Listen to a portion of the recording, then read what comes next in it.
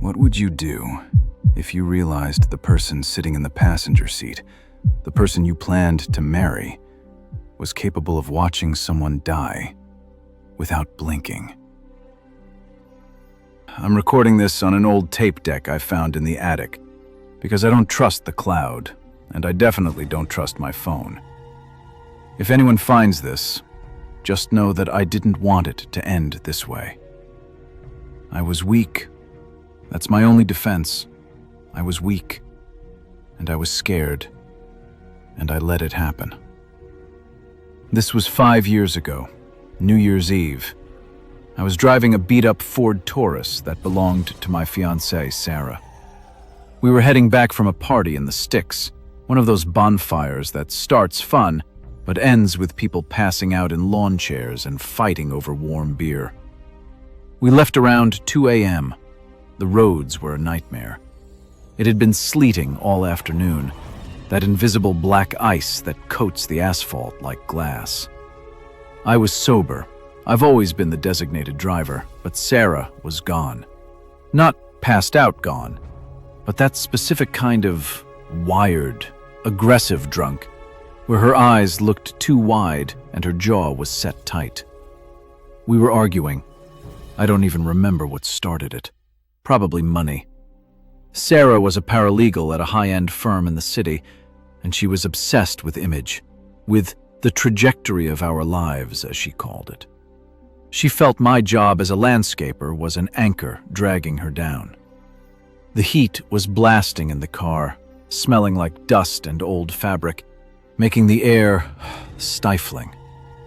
"Sarah, you missed the turn, Mark," she snapped, staring out the window at the dark woods rushing by. "I'm taking the back road. The highway is going to be crawling with cops," I said, gripping the wheel. My knuckles were white.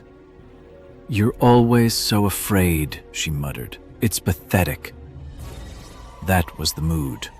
Toxic, heavy. And then, the world ended. We were coming around a blind curve, doing maybe 40. Not fast, but too fast for the ice. The headlights cut through the sleet, illuminating the falling lines of rain. And then, suddenly, they illuminated a shape. It wasn't a ghost. It wasn't a monster. It was a girl. She was walking on the shoulder, facing away from us, wearing a dark parka. She must have slipped or stumbled right as we came around the bend because she lurched into the lane. I slammed the brakes. The ABS pulsed against my foot. Thud, thud, thud. But physics didn't care. The car slid. We didn't hit her head on, thank God. We clipped her. The front passenger corner caught her hip. The ground was sickening. It wasn't a crash. It was a heavy, wet, like dropping a sandbag onto concrete. Then came the sound of her body slapping against the side mirror before tumbling into the ditch. The car spun out, coming to rest in a snowbank on the opposite side. Silence. Just the ticking of the cooling engine and the hissing of the sleet. "Oh God," I whispered.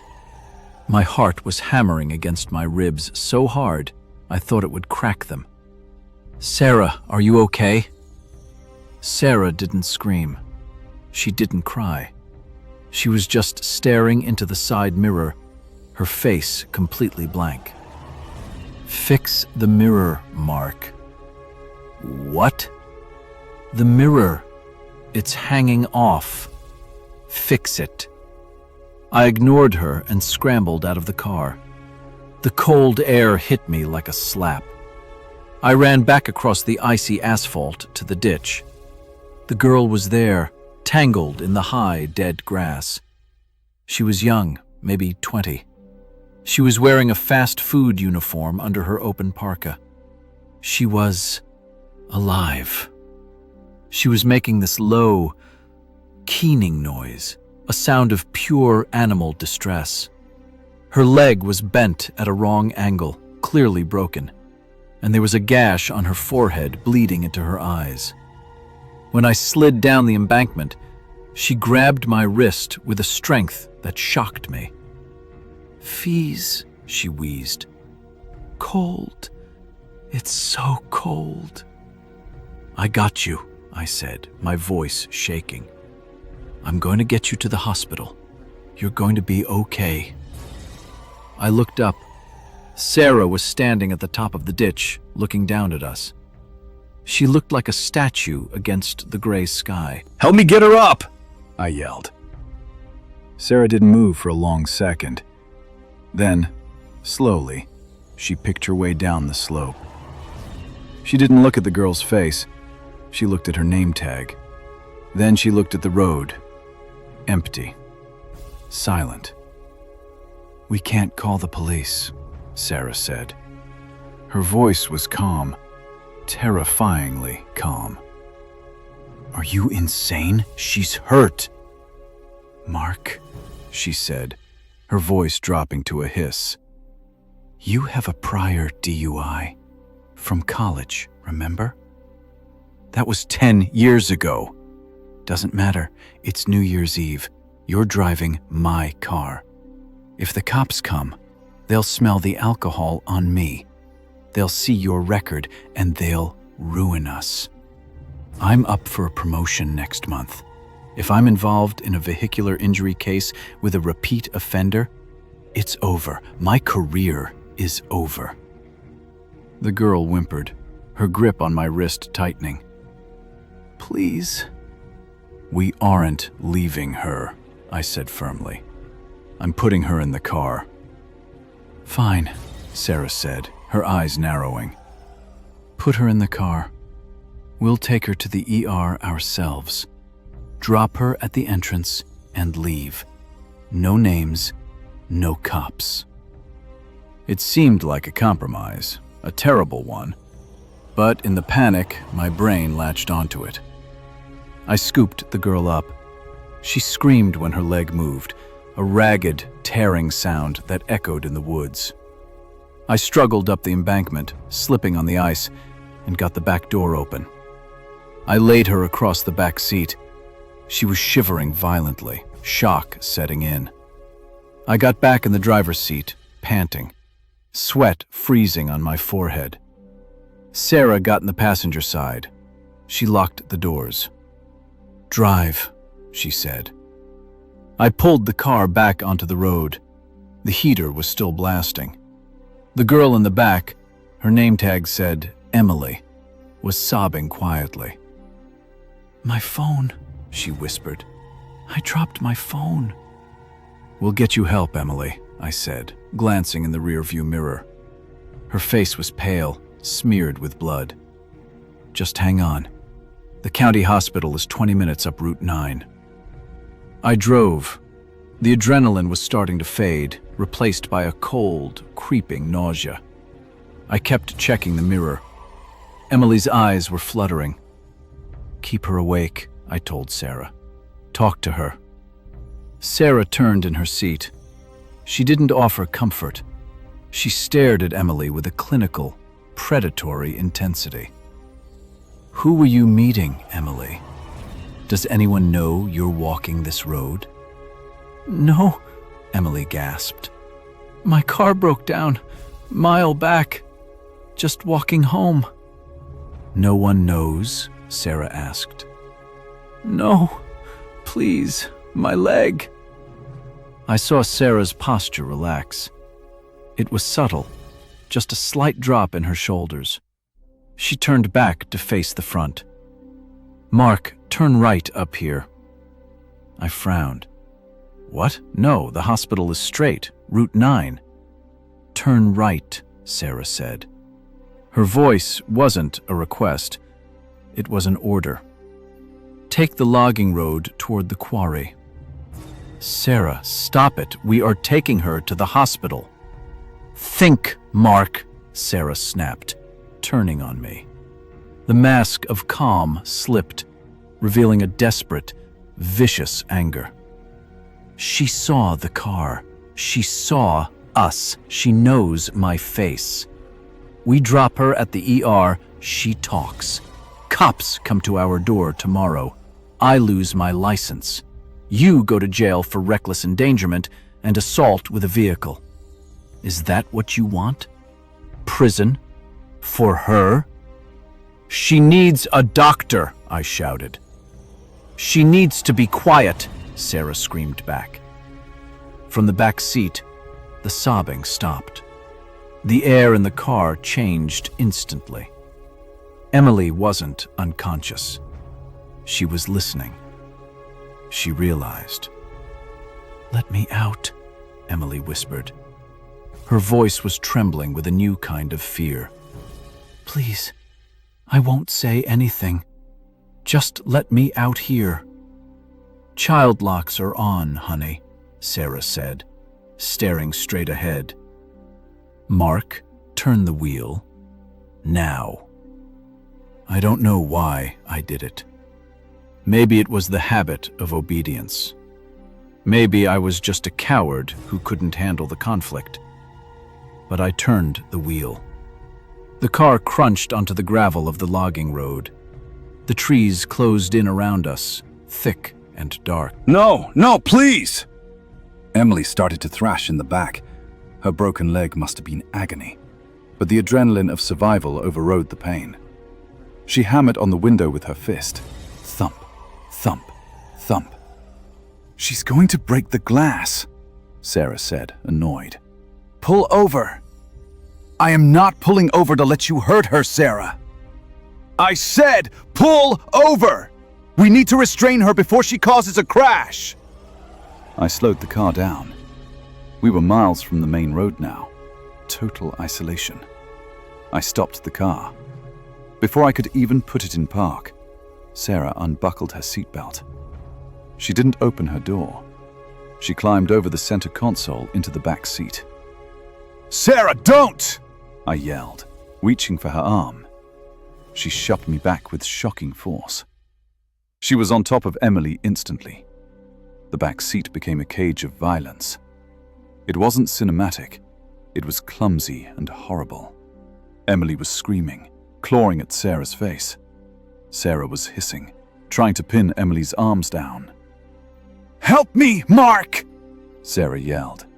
"Hold her hands! She's scratching me!" "Stop it! Sarah, stop!" I was frozen, turned around in my seat, watching the woman I loved turn into a monster. Emily managed to land a solid kick with her good leg, catching Sarah in the chest. Sarah gasped, falling back against the door.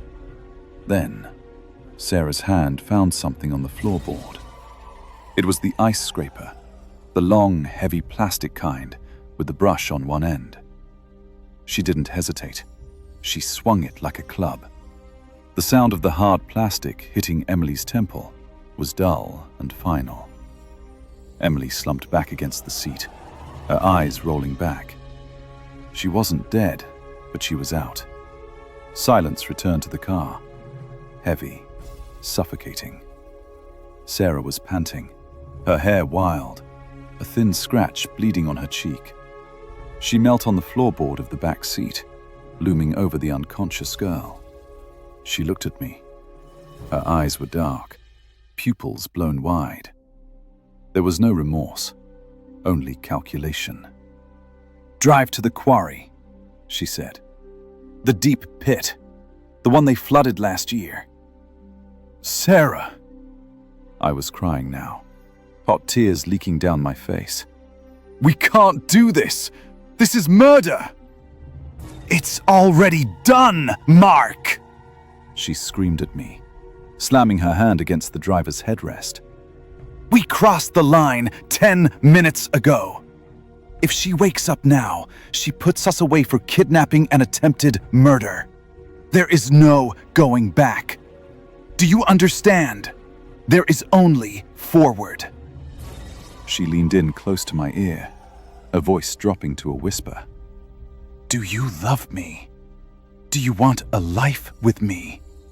Or do you want to rot in a cell, protecting a stranger who jumped in front of your car?" I looked at the girl in the back. She looked so small. I put the car in drive. The drive to the quarry took 10 minutes. It felt like 10 years. Every bump in the road made Emily's body shift in the back. Sarah stayed in the back seat, one hand resting on Emily's neck, monitoring her pulse, ready to strike again if she moved. When we got to the edge of the quarry, it was pitch black. The water below was a flat, oily sheet. "Get out," Sarah said. We dragged her out. She was heavier than she looked. The cold was biting, freezing the tears on my face. We dragged her through the snow to the edge of the drop-off. "Check her pockets," Sarah commanded. "Make sure she doesn't have ID on her." I patted down her parka. My hands were shaking so bad I could barely feel anything. I found a wallet. I handed it to Sarah. She pocketed it. "Okay," Sarah said. "On 3. 1, 2. Emily groaned. Her eyes fluttered open. She looked right at me. She didn't scream. She just looked at me with this profound, confusing clarity. She knew. "Please," she whispered. Just one word. 3, Sarah grunted, and she shoved. I didn't shove. I let go. I watched her fall. It wasn't a long drop, maybe 20 feet into the freezing water. There was a splash, then ripples, then nothing. The darkness swallowed her. We stood there for a long time.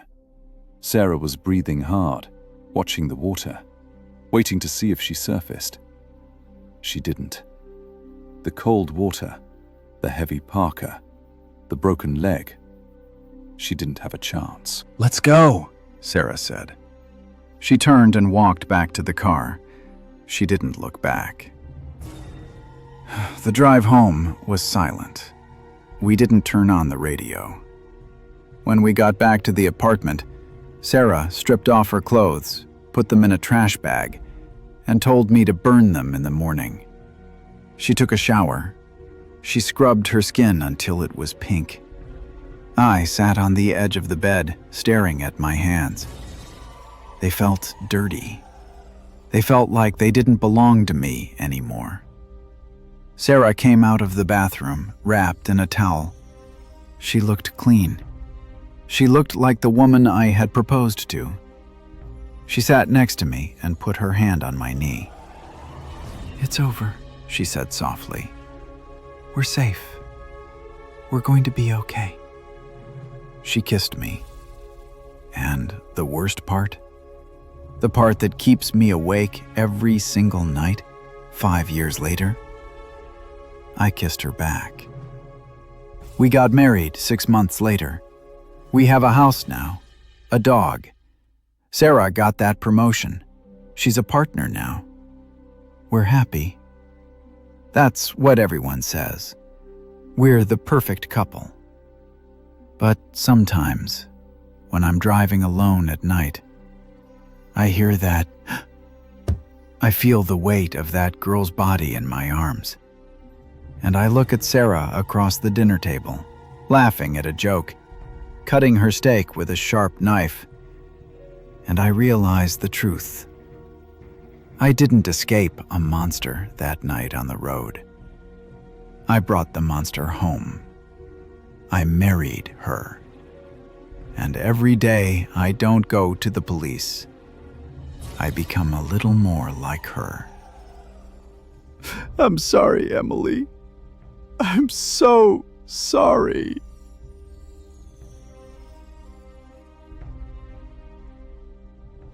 What would you do if you realized the stranger you brought home didn't just want your company, but was the final piece of a plan you weren't meant to survive? The humidity in the East Village was stifling, even for New Year's Eve. I was at a rooftop bar in Williamsburg with 2 friends, Ryland and Ari, nursing a bourbon when I saw her. She was lean, with sharp, observant eyes, and a jagged scar running through her left eyebrow. She introduced herself as Maya. She told me she was a muralist from San Diego, a former graffiti artist who moved into traditional oils. We hit it off. There was a raw, magnetic intensity to her that felt dangerous but addictive. By 1 a.m., we were in a cab heading back to my fourth-floor walk-up. The night was intense. She was tactile, almost clinical in how she touched me, tracing the lines of my palms and the pulse in my neck. She told me random, intimate details. Her birthday was April 28th. Her father was a patent lawyer, and she had 2 cats back home named Mia and Cosmo. Around 3 a.m., she complained that her silk blouse smelled like cigarette smoke from the bar. I told her to toss it in the wash. I gave her an oversized gray hoodie to wear, and we eventually drifted off. I woke up at 9 a.m. to a silent apartment. The space was cold. I rolled over, expecting to see Maya, but the bed was empty. I assumed she'd done the walk of shame early, but when I walked into the living room, I saw my front door. My apartment has a heavy industrial deadbolt, the kind that requires a physical key to lock from either side. It was locked. My keys were still on the kitchen counter where I'd left them. Panic, cold and sharp, set in. I checked the bathroom. Empty. I checked the small kitchen. Empty. Then I checked the laundry. My dryer was open. Her clothes were gone. My gray hoodie was gone. I looked at my windows. They were painted shut years ago by the landlord. There was no way out without a key. I started to feel like I was losing my mind, pacing the floor, looking for a note, a sign, anything. At noon, my phone buzzed. It was a FaceTime call from my best friend, Marcus. Marcus lives in London, working in high-end security. He looked haggard, sitting in a dimly lit kitchen. "Julian," he said, his voice trembling, "I did something stupid last night. I brought a woman home, a painter named Maya, San Diego girl." My heart stopped. "Marcus, that's impossible. I spent the night with a Maya. Same description, same background, April 28th birthday, patent lawyer father." Marcus went pale. "She's here, Julian.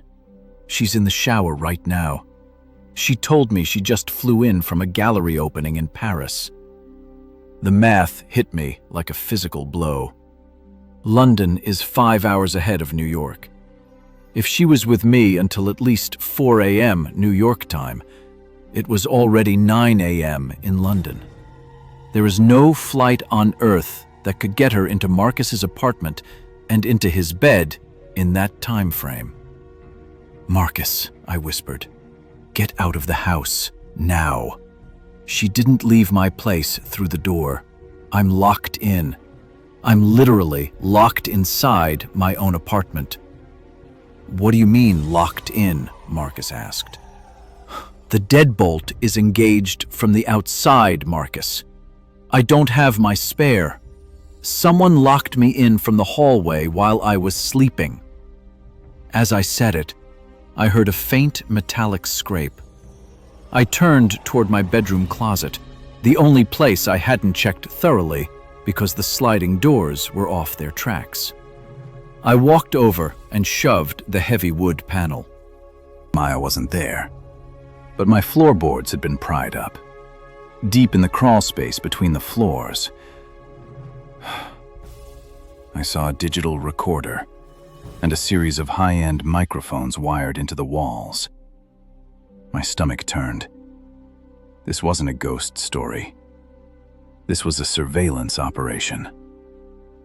"Julian?" Marcus's voice came through the phone. "I'm at my front door. It's stuck. Julian, the handle won't turn. It's been jammed from the outside." Then I heard it. a heavy, rhythmic thudding coming from the hallway outside my apartment. I looked through the peephole.